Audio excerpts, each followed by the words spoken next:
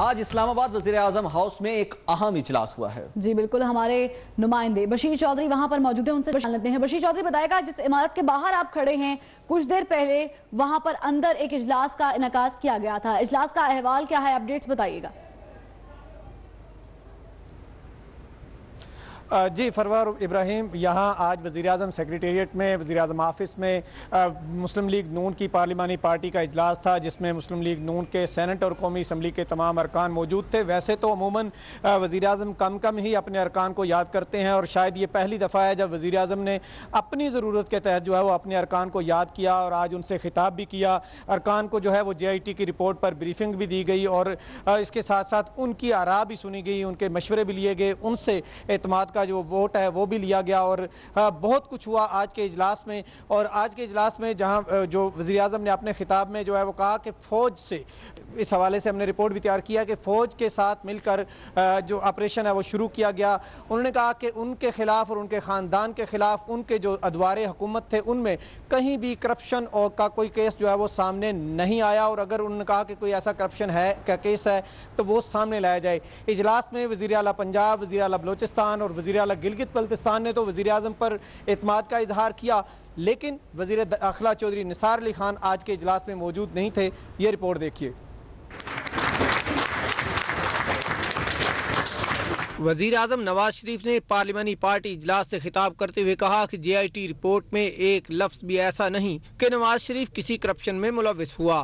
صرف حالیہ نہیں، اپنے ہر دور کی بات کرتا ہوں، مجھ پر کبھی کرپشن کا الزام نہیں لگا۔ ہمارے کسی دور میں کرپشن سمیت خرد برد کا کوئی کیس ہے تو بتایا جائے، جبکہ کوئی EOBI، نندی پور، رینٹل پاور، نیشنل انشورنس کا کیس ہے تو سامنے لائیں۔ نواز شریف نے کہا کہ پاکستان میں حکومتیں ہمیشہ کرپشن اور سیکیورٹی رسک پر نکالی گئیں۔ پاکستان 70 سال سے جس طرح چل رہا ہے، یہ واقعہ اس کا نمونہ ہے۔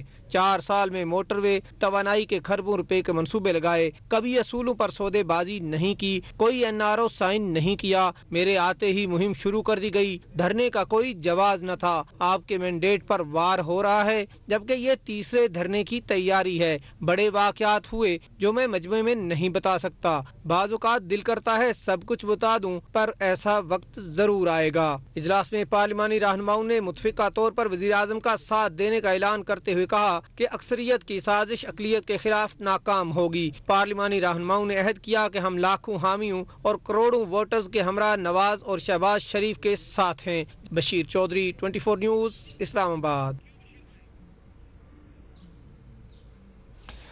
جی بالکل، آپ نے رپورٹ دیکھی، اور اب آپ کو بتاتے چلیں کہ وزیر داخلہ چودھری نثار علی خان ایک بار پھر اپنی ہی حکومت سے ناراض ہو گئے ہیں، اور گزشتہ روز بھی وہ کابینہ کے اجلاس میں تاخیر سے آئے تھے، اور آج کے اجلاس میں تو انہوں نے آنا گوارا ہی نہیں کیا۔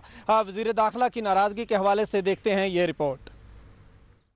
ماضی میں متعدد بار اپنی ہی حکومت سے ناراض ہونے والے وزیر داخلہ چودھری نثار علی خان ایک بار پھر اپنی پارٹی سے ناراض ہو گئے۔ چودھری نثار علی خان گزشتہ روز کابینہ کے اجلاس میں وزیر اعظم سے بھی لیٹ پہنچے اور زیادہ وقت خاموش رہنا بہتر سمجھا۔ چودھری نثار نے کابینہ کے اجلاس میں اپنے سے منسوب ایک بیان کی بھی پرزور طریقے سے تردید کی، جس سے اختلافات کی افواہوں کو اور بھی تقویت ملی۔ وزیر اعظم نے اہم ترین موقع پر پارلیمانی پارٹی کا اجلاس طلب کیا تو چودھری نثار نے اسلام آباد میں موجودگی کے باوجود اس میں شرکت نہ کر کے یہ تاثر دینے کی کوشش کی ہے کہ انہیں پارٹی کی موجودہ پالیسیوں سے اتفاق نہیں۔ پارلیمانی پارٹی کے اجلاس میں چودھری نثار کے نہ آنے پر ساتھی ارکان نے تشویش کا اظہار کیا اور کہا کہ سینئر ترین وزیر اور وزیر اعظم کے قابل اعتبار ساتھی ہونے کے باعث چودھری نثار کو ہر صورت اجلاس میں شریک ہونا چاہیے تھا، مگر ایسا نہیں ہوا۔ اپوزیشن جماعتیں پہلے ہی مسلم لیگ نون میں گروہ بندی کی افواہیں پھیلا رہی ہیں۔ اس رویے سے اپوزیشن کو مزید باتیں کرنے کا موقع ملے گا۔ وزیر داخلہ وزیر اعظم سیکریٹریٹ کے سامنے سے گزر گئے۔ وزیر اعظم سیکریٹریٹ کے اندر پارلیمانی پارٹی کا اجلاس جاری تھا، تاہم وزیر داخلہ اجلاس میں شریک نہ ہوئے۔